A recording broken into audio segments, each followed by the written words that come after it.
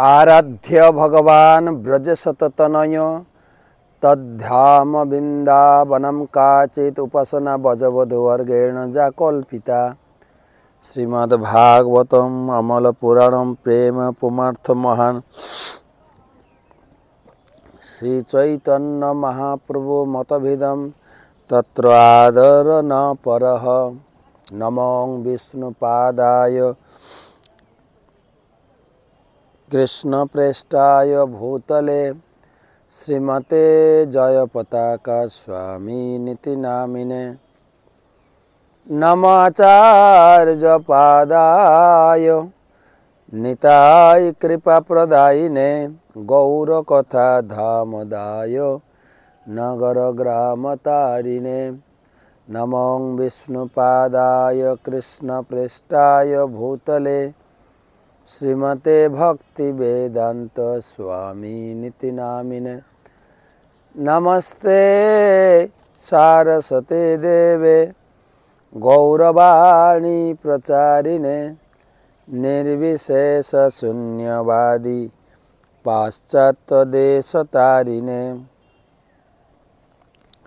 जय श्री कृष्ण चैतन्य प्रभु नित्यानंद श्री अद्वैत गदाधर श्रीवासदि श्री गौर भक्तबिंद। हरे कृष्ण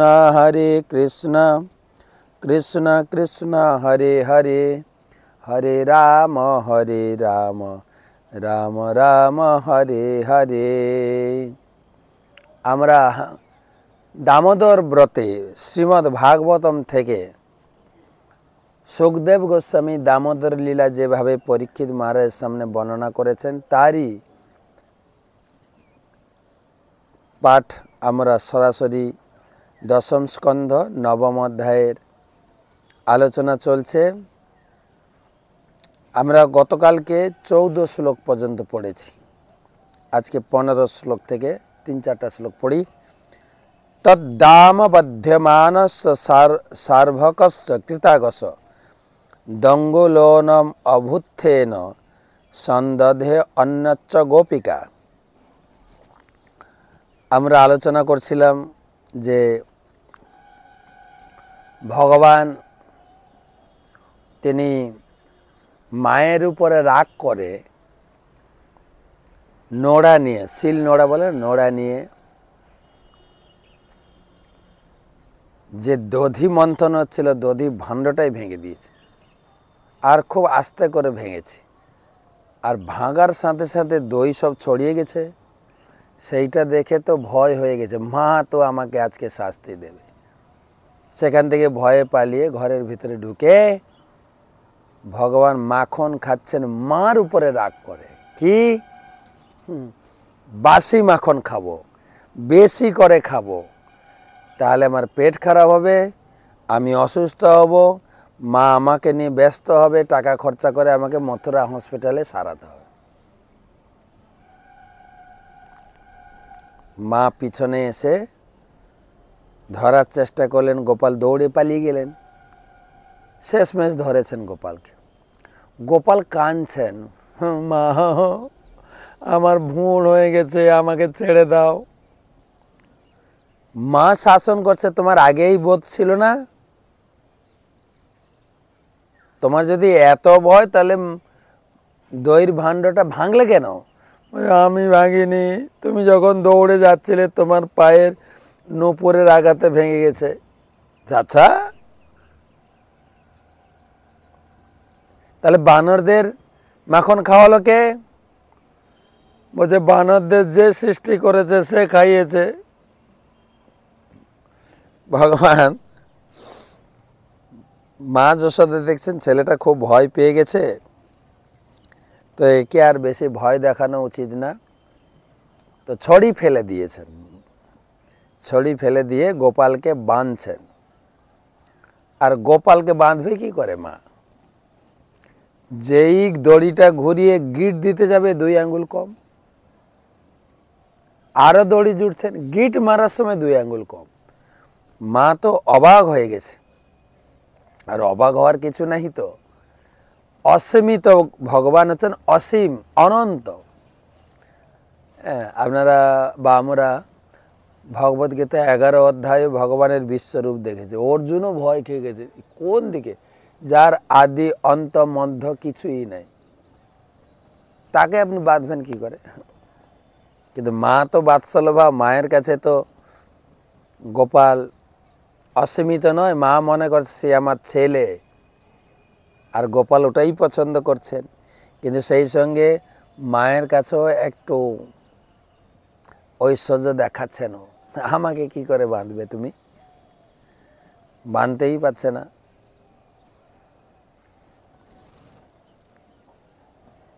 আমি বলি এই ভগবানকে বাঁধার দুই জায়গায় আরও দেখা যায়। মা যশোদা ছাড়াও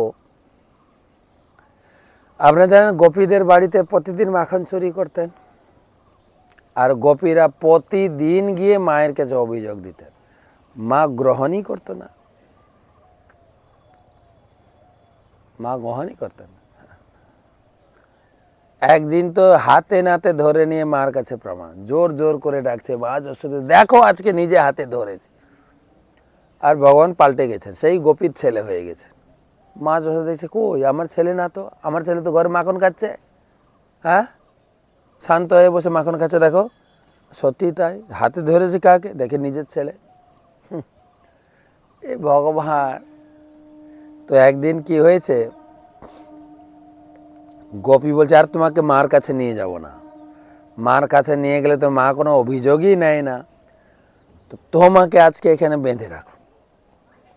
তো এক গোপী গোপালকে বাঁধছেন, মোটেই বাঁধতে পারছে না।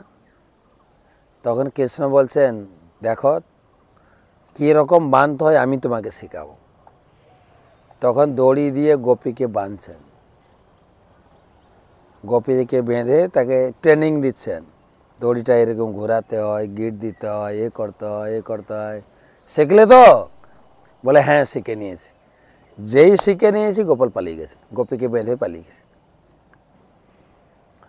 তো গোপালের আনন্দময় লীলা। তো তারপরে মা যশোদা অনেক চেষ্টা করছেন, অনেক চেষ্টা করছেন। ভগবানের কি মোহনময়ী লীলা। মা তাকে বাঁধছেন, মা তাকে ভয় দেখাচ্ছেন। হ্যাঁ, এই যে ভগবানের এই সমস্ত লীলা আনন্দময়, আনন্দময় লীলা, আনন্দময়। তো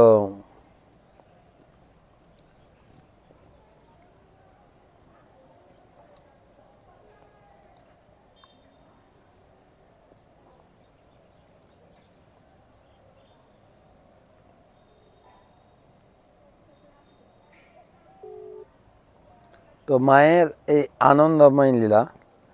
তো মা ঘুরিয়ে বাঁধতে যাচ্ছেন।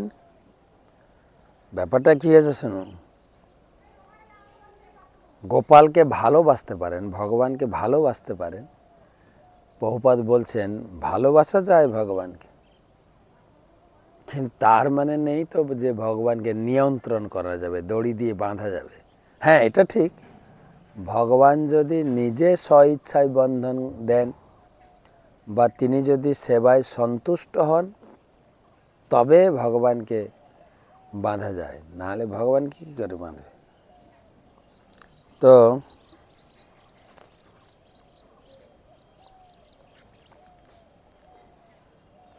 এখানে একটা প্রভুপাদ শ্লোক দিয়েছেন, অত শ্রীকৃষ্ণ নামাদি, ল্যাপটপটা নেই, অত শ্রীকৃষ্ণ নামাদি ন ভবেদ গাজ্যম ইন্দ্রিয় সেবন মুখ হি জিভাদৌ স্বয়মেব স্ফুরতি।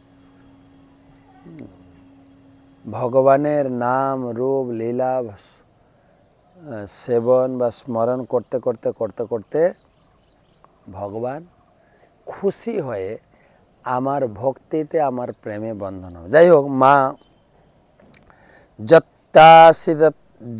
যদাসিতদপি নূনম তেনান্যদপি সন্দধে তদপি দঙ্গুলম নূনম যদাদত্ত বন্ধনম।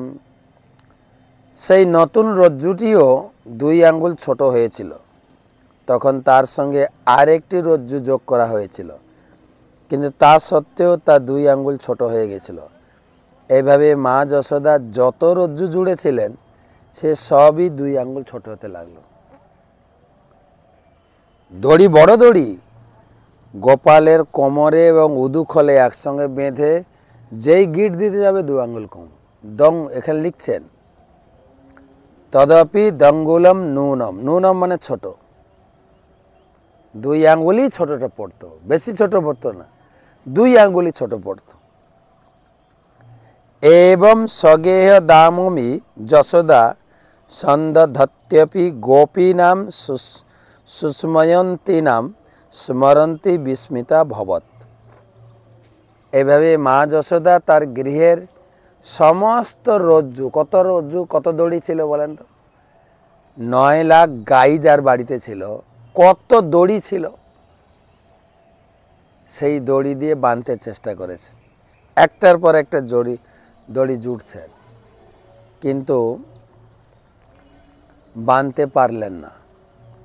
মা যশোদা সখী প্রতিবেশিনা গোপীরা সেই মজার ব্যাপারটি দর্শন করেছিলেন। মা যশোদা পরিশ্রান্ত হওয়া সত্ত্বেও হাসছিলেন। এইভাবে তারা সকলে বিস্মিত হয়েছে, দড়ি যাচ্ছে কোথায়? মাকে একটু ঐশ্বর্য প্রদর্শন করিয়েছেন, কিন্তু মাকে এক ঝলক গোপাল দেখিয়ে দিয়েছেন, হ্যাঁ, যে আমাকে তুমি মানতে যাচ্ছ, আমি কে? আমি হচ্ছে অনন্ত, অনন্ত অসীম। তে অনন্ত অসীমকে সীমিত করে বাঁধা তো সম্ভব নয়। এইটা ভক্ত মাত্রেই একটু অনুভব করতে হবে যে ভগবান ভয়ে কাঁদছেন, ভগবানকে মা যশোদা বাঁধছেন। সেই জন্য পদকর্তা সত্যব্রত মুনি তিনি প্রথমেই ঘোষণা করে দিয়েছেন যে যার লীলা কথা আমরা শুনতে চাচ্ছি তিনি হচ্ছেন নমামি ঈশ্বরম সচ্চিত আনন্দ রূপম। সে হচ্ছে ঈশ্বর আনন্দ রূপম। আমি একটা ভাগবতমের আরেক জায়গা থেকে আপনাদের দৃষ্টান্ত দিয়েছি। ভগবান নিজে বলছেন যে আমার ভয়ে, কটা শ্লোক পড়ে দিলে অনুভব করতে পারবে। যদ ভয়াদ বাতি বাতয়ম যত তপসী যদ ভয়াত সূর্য তপসী যদ ভয়াত যদ ভয়াত বর্ষতে দেব ভগণ ভাতি যদ ভয়াত। ভগবান নিজে বলছেন আমার ভয়ে বায়ু প্রভাবিত হয়, আমার ভয়ে সূর্য পূর্ব দিগন্তে উদিত হয়ে পশ্চিম দিগন্তে অস্ত যায়, ইন্দ্র বায়ু বর্ষণ করে, নক্ষত্র সময় দীপ্তি প্রকাশ করে, সব আমার ভয়ে চলছে। অর্থাৎ আমি হচ্ছি সর্বেশ্বরের সবার অপারেটর। তা মা আমাকে কি করে ভয় দেখাবে? মা কি করে আমাকে বাঁধবে? অত সোজা? প্রভুপাদ বলছেন ভগবানকে ভালোবাসতে পারো, কিন্তু ভগবানকে নিয়ন্ত্রণ করার ক্ষমতা তো আমাদের নেই। তো মা যশোদা কি করে তাকে নিয়ন্ত্রণ করবে? কিন্তু মার বাৎসল্য, সে তো কৃষ্ণকে ভগবান বলে মনে করছে না, সে তো কৃষ্ণকে নিজের ছেলে বলে মনে করছে। ভগবান বলছেন যে যদ ভয়া বাতি বাতয়ম, বায়ু আমার ভয়ে বয়, সূর্য স্থপতি যদ ভয়, সূর্য আমার ভয়ে চলছে। হ্যাঁ, ব্রহ্মসংহিতাতে ব্রহ্মাও লিখলেন যে যচ্চক্ষু রেষু সবিতা সকল গ্রহাণাম রাজা সমস্ত সুরমূর্তি অশেষ। এই সূর্য অশেষ তেজ, দিনের বেলা যে সূর্য থাকে সেও ভগবানের ভয়ে চক্রাকারে প্রতিদিন নির্দিষ্ট সময়ে তিনি পূর্ব দিকেতে উদিত হচ্ছে, পশ্চিম দিকে অস্ত।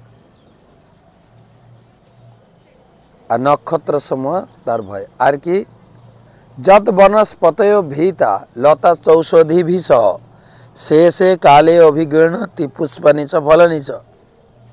পরমেশ্বর ভগবানের ভয়ে বৃক্ষলতা ওষুধি মরশুমি গাছেরা আপন আপন সময়ে ফুল ধরে ফল ধরে। আমরা জানি এই সময় গাছে তাল ঝুলবে, এই সময় গাছে আম আসবে, এই সময় কফি হবে, এই সময় ডালিয়া ফুল হবে। হ্যাঁ, সব আমরা দেখি। যদিও কিছু কিছু সময় বিপর্যয় দেখা যায়, বর্তমান কলিযুগের প্রভাবে ঋতু বিপর্যয় হয়েছে, বা ত্রেতা যুগে যখন রাবণ ছিলেন ওর আইন আবার অন্যরকম, ভগবানের আইনকে ছাড়াতে চেষ্টা করেছিল। ভগবানের আইন একটা দেবদেবতাদের প্রতি আছে, বর্ষাকালে বর্ষা হবে, শরৎকালে ঠান্ডার আমেজ আসবে, শীতকালে শীত হবে, ঋতু। আর গাছেরা ঠিক সময়ে যার যেরকম ফল দেয় ফল দেবে, ফুল দেবে, অন্য সময় হবে না। কিন্তু রাবণ একটু অন্য নিয়ম আরোপ করেছিল দেবতাদের উপর। আমি যখন চাইবে তখন, আমি যদি এই এখন কি বলে শরৎকাল চলছে, আমি এঁচড়ের সবজি খাবো, এঁচড় হতেই হবে, এখন এঁচড় নেই তো। আমের চাটনি খাবো, কাঁচা আম গাছে ঝুলতেই হবে, আরে আম আসবে তো অনেক দেরিতে। আর সেই রকম রাবণের রাজ এখনো চলছে, বিভিন্ন প্রকার কেমিক্যাল ঔষধ প্রয়োগ করে অসময়ে অসময়ে সবজি হচ্ছে। কোথায় যেন কালকে অনুষ্ঠানে গেছিলাম, হ্যাঁ কালকে ছিলাম আমরা সীতাপুর, মানে জাঙ্গিপাড়া, ফুলকপির ঝোল বানিয়েছে। আমি বলছি আচ্ছা এখন ফুলকপি, বলে হ্যাঁ এখন সব পাওয়া যায়। হ্যাঁ, তাহলে রাবণের রাজ চলছে। তাই ভগবান এখানে বলছেন আমার ভয়ে বৃক্ষলতা ঔষধি মরশুমি গাছেরা আপন আপন সময়ে ফুল প্রদান করে। আর কি, স্রবন্তী সরিত ভীতা নৎসর্পতুত ধর্ষিত অগ্নিরিন্ধ্রে সগিরিভি ভিভূর্ণমজ্জতি যদ ভয়াত। আমার ভয়ে নদী প্রবাহিত হয়, নদী স্বাভাবিক প্রবাহিত আছে, সমুদ্র বেলাভূমি অতিক্রম করে প্লাবিত হয় না। দেখেন সমুদ্রের তীরে কত রিসোর্ট, কত প্রমোদমূলক ব্যবস্থা গড়ে উঠেছে, হোটেল, পার্ক। কেন সবাই জানে সমুদ্র, এত জল থাকলেও সমুদ্রে উচ্ছ্বাস হবে না। কখনো বেগতিক কিছু দেখা গেছে সেটা আলাদা। পুরীতে তো সমুদ্র মাঝে মাঝে ঢুকে পড়তো, পুরী লোকের হয়রানি করতো। জগন্নাথ হনুমানকে বসে যায়, হনুমান বসো, সমুদ্রের এক ফোঁটা জল যেন শহরে না ঢুকে। হনুমান পাহারা দিচ্ছেন, আর একবার দেখছে আবার প্লাবিত হয়ে গেছে, তখন হাহাকার পড়ে গেছে। জগন্নাথ চিন্তা করছেন আমি তো হনুমানকে রেখেছিলাম, জল তো আসার কথা নয়, নিশ্চয়ই হনুমান কোথাও পালিয়ে গেছে। অযোধ্যাতে উৎসব হচ্ছিল, লাড্ডু খেতে চলে গেছে হনুমান। ভগবান জগন্নাথ তাকে ওখান থেকে ধরে এনে দড়ি দিয়ে বেড়ি করে রেখেছে, সেই জন্য সেই হনুমানের নাম বেড়ি হনুমান, একদম সমুদ্রের তীরে মন্দির। তো আমার ভয়ে সমুদ্র বেলাভূমিকে ছাপিয়ে যায় না, আমার ভয়ে অগ্নি প্রজ্বলিত হয়, আমার ভয়ে পৃথিবী ঝুলে আছে, জলে পড়ে যাচ্ছে না। বৈজ্ঞানিকরা তো বলছে মাধ্যাকর্ষণ শক্তি, কিন্তু ভগবান বলছেন ওটা আমার শক্তি, সবাইকে ঝুলিয়ে রেখেছি, ঝুলে আছে। গ্রহ নক্ষত্র, আমরা ব্রহ্মাণ্ডের গঠন পড়ছে কোনটা থেকে কত দূরত্বে, এরপরে আবার পড়ব। তো সেখানে ভগবানকে দেখা যায় তিনি তার ভয়ে সব কিছু জগৎ চলছে, কিন্তু মায়ের ভয়ে তিনি ভীতা, তিনি ভীত হয়ে আছেন, মা তাকে বাঁধছেন। যতই বাঁধতে যায় 2 আঙ্গুল ছোট। আর গ্রামের মহিলারা লোকেরা ছুটে এসছে, মা একদম ঘেমে টইটম্বর হয়ে গেছে, তবু জিদ ধরেছেন বাঁধবো তোকে। গ্রামের লোক ছুটে এসে, বিশেষ করে মহিলা, ব্যাপারটি দর্শন করে অবাক হয়ে গেছে যে মা এত দড়ি দিয়েও বাঁধতে পারছে না। তো কখনো কখনো গ্রামের লোকেরা কোনো সন্তানকে মা যখন প্রচুর পরিমাণে শাসন করে রেগে তারা এগিয়ে আসে বাচ্চাটাকে বাঁচানোর জন্য। মায়ের কি বলে রাগ থেকে একটু দূরে সরিয়ে নিয়ে যাবে। আবার কিছু কিছু গোপী বলছেন তারা হ্যাঁ মজার ব্যাপার হয়েছে তাই না, মা যশোদা এতদিন আমরা ওর নামে অভিযোগ দিয়েছি, কেউ শুনেনি। এখন নিশ্চয়ই বাড়িতে কিছু দুর্ঘটনা ঘটিয়েছে, তাই না? বাড়িতে কিছু অঘটন ঘটিয়েছে, বাঁধো ভালো করে বাঁধো, হ্যাঁ ভালো করে বাঁধ। আর গোপাল আর চোখে চাকাচ্ছে তাদের, আরো উৎসাহ দিচ্ছে মাকে বাঁধতে, না তোমাদেরও দেখাবো মজা। তো আবার কিছু গোপী বলছেন মা ছেড়ে দাও, গোপালকে আমরা ভালোবাসি গো খুব, তোমার ছেলেটা খুব ভালো, ছেড়ে দাও না, একটু বদমাশি করেছে, ছেড়ে দাও। আমরা বলছি ছেড়ে দাও, আমাদের কথাটা রাখো, ছেড়ে দাও। মার আরো জেদ, না এ দিন দিন বাঁদরদের সঙ্গে ঘুরে বাঁদরামিটা বেড়ে যাচ্ছে, একে বাঁধতেই হবে। তোমাদের বাড়িতে যত যত দড়ি আছে নিয়ে আসো, বাঁধবো। তো সুখদেব গোস্বামী বলছেন সমাতু ছিন্ন গাত্রায় বিস্রস্ত কবরস্রজ দৃষ্টিয়া পরিশ্রমম কৃষ্ণ কৃপয়াসিত সবন্ধনে। কৃপয়াসিত সবন্ধনে, হ্যাঁ সমাতু মানে নিজের মাকে এই রকম পরিশ্রম দেখে আর মা জিদ ধরেছে বাঁধবো। বিস্রস্ত কবরস্রজ, মাথায় ছিল কবরী ফুলের মালা, আবার কোথায় বলেছে মালতী ফুল, তো এখানে লেখা আছে কবরী ফুল। মাথা থেকে ফুল খসে খসে পড়ছে পায়ে, মার চুল এলোমেলো হয়ে গেছে, ঘামে টইটম্বুর একদম। আমি আগে বলেছি ফুল কেন খসে পড়ছে, ফুল দেখছে যে আরে আমাদের পরমেশ্বর ভগবান, আমরা যার ধ্যান করি উপাসনা করি, যোগী মুনি ঋষি যুগ যুগ ধ্যান করে যার নাগাল পায় না, সেই মা তার কি বাৎসল্য স্নেহ, মা কত সৌভাগ্যবতী, মা কত পুণ্য সুকৃতি করেছে, দড়ি দিয়ে বাঁধছে।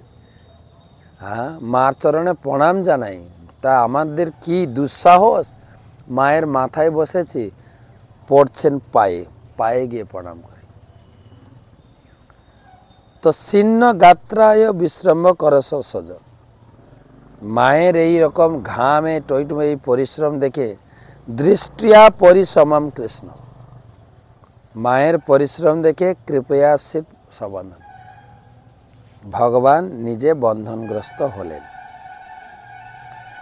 এবং সন্দর্শিতা অঙ্গ হরিণা ভিত্তবৎসত্তা সবসেনাপি কৃষ্ণেন যস্যেদম শেষরং বসে। সারা বিশ্ব যার বশীভূত স্বতন্ত্র ভগবান কৃষ্ণ আজকে ভক্তের বন্ধনে তিনি আবদ্ধ। যদিও বলা হয়েছে সবন্ধনে, কিন্তু এখানে আরেকটা কথা বুঝতে হবে যে তিনি মায়ের প্রেমের বন্ধনে, বা পদকর্তা গিয়েছেন স্থিত কি যেন শ্লোকটা, রুদন্তং মোহর নেত্র যুগ্মং মিজন্তম করম ভোজ যুগ্মেন সাতঙ্ক নেত্রম মোহশাসকম্প ত্রিরেখাঙ্ক কণ্ঠ স্থিত গৈব দামোদরং ভক্তিবদ্ধম। ভক্তি দিয়ে মা তাকে বেঁধেছিলেন, দড়ি দিয়ে না। তো আজকে 19 পর্যন্ত পড়লাম, কালকে থেকে আবার 20 থেকে পড়ব। তো এই অধ্যায়টা বেশি বড় না, কি করে বাঁধলেন, তারপরে পরের অধ্যায়টাও আমরা এই কার্তিক মাসের ভিতরে আমরা শেষ করব। তো ভাগবতমে যে ধারাবাহিক আমরা পড়ছি, নিয়মিত পঞ্চম স্কন্ধ সেটা শেষ করি। আমাদের পঞ্চম স্কন্ধ ত্রয়োবিংশতি অধ্যায়ের লাস্ট কয়টা শ্লোক বাকি আছে, 7, 8, 9, এটা পড়ে দিলে এই অধ্যায়টা শেষ হবে। অনেক বড় বড় শ্লোক।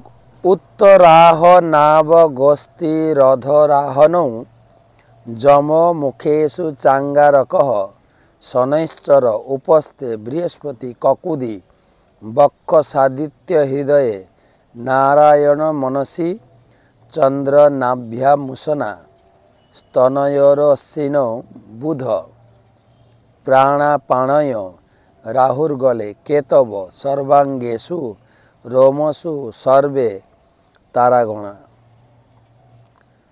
উত্তরাহনা বগস্তি রধরাহণৌ যম মুখেষু চাঙ্গারকঃ শনৈশ্চর উপস্থে বৃহস্পতি ককুদি বক্ষসাদিত হৃদয়ে নারায়ণ মনসি চন্দ্র নাভ্যামূষণা স্তন্যয়োরশ্বিন বুধ প্রাণাপাণয় রাহুর্গলে কেতব সর্বাঙ্গেষু রোমসু সর্বে তারাগণ। অনুবাদ: শিশুমারের উপরে চোয়ালে অগস্তি, নিচের চোয়ালে যমরাজ, মুখে মঙ্গল, উপস্থে শনি, গলায় পৃষ্ঠদেশে বৃহস্পতি, বক্ষস্থলে আদিত্য, হৃদয়ে নারায়ণ, মনে চন্দ্র, নাভিতে শুক্র, স্তনে অশ্বিনী কুমারদ্বয়, প্রাণ ও অপানে বুধ, গলদেশে রাহু, সর্বাঙ্গে কেতু এবং রোমসমূহে তারাগণ সন্নিবেশিত হয়েছে। আমরা এর আগেও পড়েছি যে ধ্রুব মহারাজের যে লোক, ধ্রুবলোককে কেন্দ্র করে বিভিন্ন গ্রহ নক্ষত্র তারা মণ্ডলী সপ্তর্ষি ঋষি সব পরিক্রমা করছে। পুরো প্যাকেজটাকে শিশুমার বলা হচ্ছে। এত দৈব ভগবত বিষ্ণু সর্বদেবতাময়ম রূপমহরহ সন্ধ্যায়াং প্রযত বাগ্যত নিরীক্ষণমাণ উপতিষ্ঠেত নম জ্যোতির্লোকায় কালায়নায় অনিমিষং পতয় মহাপুরুষায়াভি ধীমহিতি। এত দুহৈব ভগবত বিষ্ণু সর্বদেবতাময়ম রূপমহরহম সন্ধ্যায়াং প্রযত বাগ্যত নিরীক্ষমাণ উপতিষ্ঠেত নম জ্যোতির্লোকায় কালায়নায় অনিমিষং পতয়ে মহাপুরুষায়াভি ধীমতি। সুখদেব গোস্বামী বলেন, হে রাজন, এইভাবে যে শিশুমারের আকৃতি বর্ণনা হলো তাই ভগবানের সর্বদেবতাময় রূপ, যেরকম বিশ্বরূপ, সমস্ত দেবতাদের রূপ বিশ্বরূপ, তাকে বলা হয় যে কি বলা যায়, দেবতাদের সম্মিলিত রূপ।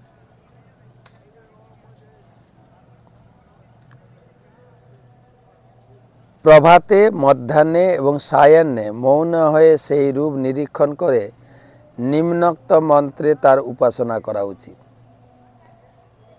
হে ভগবান, আপনি কাল রূপে প্রকাশিত হয়েছেন। আপনি বিভিন্ন কক্ষপথে ভ্রমণশীল নক্ষত্রদের আশ্রয়। হে সর্বদেবাধিপতি, হে পরম পুরুষ, আমি আপনাকে সশ্রদ্ধ প্রণতি নিবেদন করি, আপনার ধ্যান করি। কোন কোন যোগী পুরুষেরা সেই শিশুমারের ধ্যান করেন এই মন্ত্রের মাধ্যমে। এবারে এই আপনি বলেন এই সব মাথায় আমার ঢুকছে না, শুনে রাখি শুধু। আর বলে কি লাভ, শুনলে কি লাভ হবে, পরের শ্লোকে বলছেন সুখদেব গোস্বামী।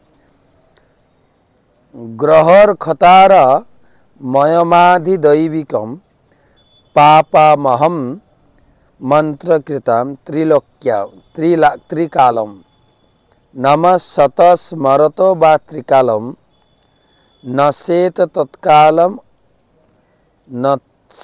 তৎকাল মজা কাল জমাসু পাপম। গ্রহ খতারা ময়মাধিদৈবিকম পাপাপহম মন্ত্র কৃতাম ত্রিকালম নম শত স্মরত বা ত্রিকালম ন সেত তৎকাল মজা জমাসু পাপম।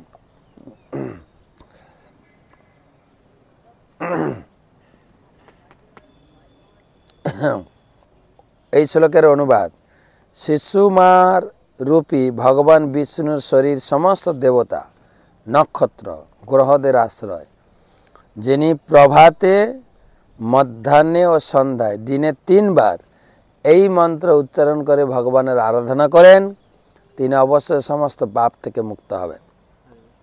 কেউ যদি তার এই রূপকে কেবল প্রণতি নিবেদন করেন, প্রতিদিন 3 বার তার রূপের ধ্যান করেন, তাহলে অবশ্যই সমস্ত পাপ থেকে নষ্ট। এই মন্ত্র গ্রহ খতারা ময়মাধিদৈবিকম পাপাপহম মন্ত্র কৃতম ত্রিকালম নাম শত স্মরত বা ত্রিকালম ন সেত তৎকাল জমাসু পাপম। আরেকবার, গ্রহ খতারা ময়মাধিদৈবিকম পাপামহম মন্ত্র কৃত ত্রিকালম নাম শত স্মরত বা ত্রিকালম ন সেত তৎকাল জমাসু পাপম। তো প্রভুপাদ এই শ্লোকের উপরে পুরো এই অধ্যায়ের সংক্ষিপ্ত সার তিনি দিয়েছেন, এটা পড়া দরকার। ব্রহ্মাণ্ডের গ্রহলোক সমূহের পূর্ণ বিবরণে সারমর্ম প্রদান করে শ্রীল বিশ্বনাথ চক্রবর্তী ঠাকুর বলেছেন, কেউ যদি এই বিরাট রূপ বা বিশ্বরূপে ধ্যান করেন, দিনে 3 বার আরাধনা করেন, তাহলে তিনি সমস্ত পাপ কর্মের ফল থেকে মুক্ত হবেন। কীরকম চিন্তা করবেন?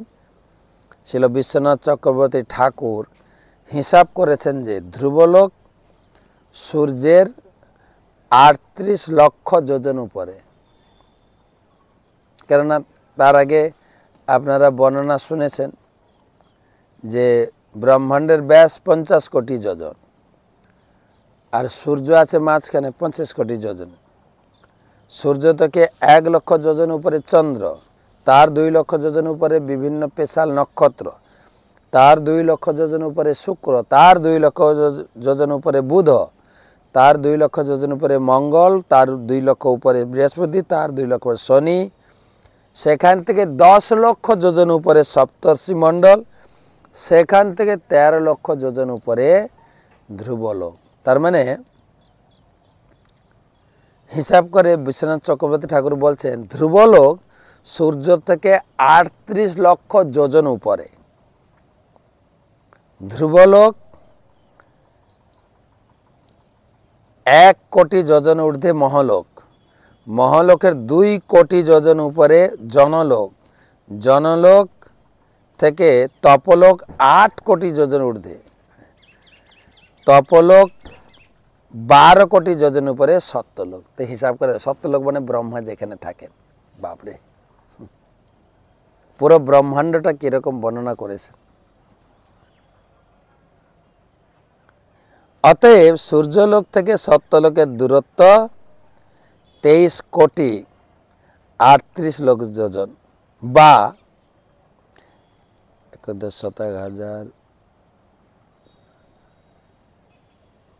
187 কোটি মাইল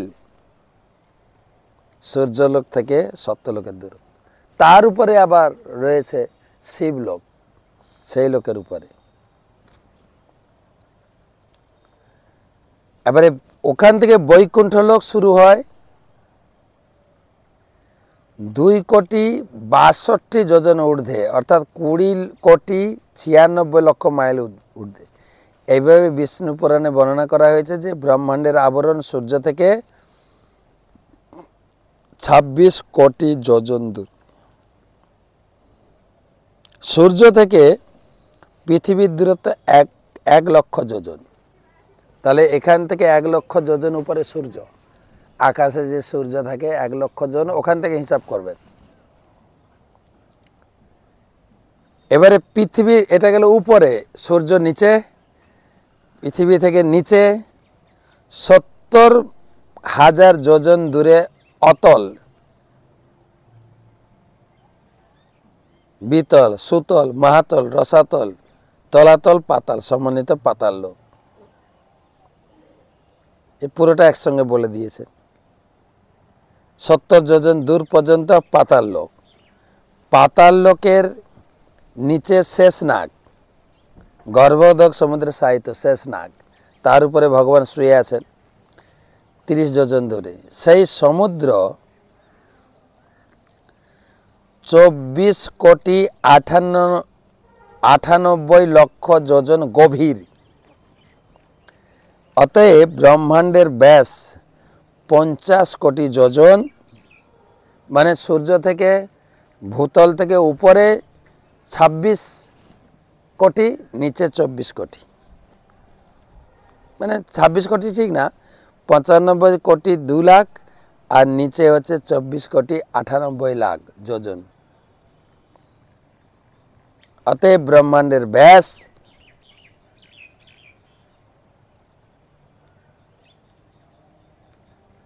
50 কোটি যোজন বা 400 কোটি মাইল।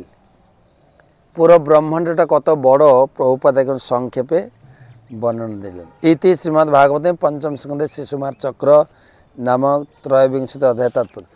এখন উপরেরটা আমরা বর্ণনা মোটামুটি শুনলাম, ধরতে পেরেছি কিনা, ব্রহ্মাণ্ড কিভাবে গঠিত, সপ্ত দ্বীপবর্তী ব্রহ্মাণ্ড, সূর্য, চন্দ্র, গ্রহ, নক্ষত্র কিভাবে আছে। এখন এরপরে 24, 25, 26 বর্ণনা হবে পাতাল লোক, কোথায় কোন নরক আছে শুনবো।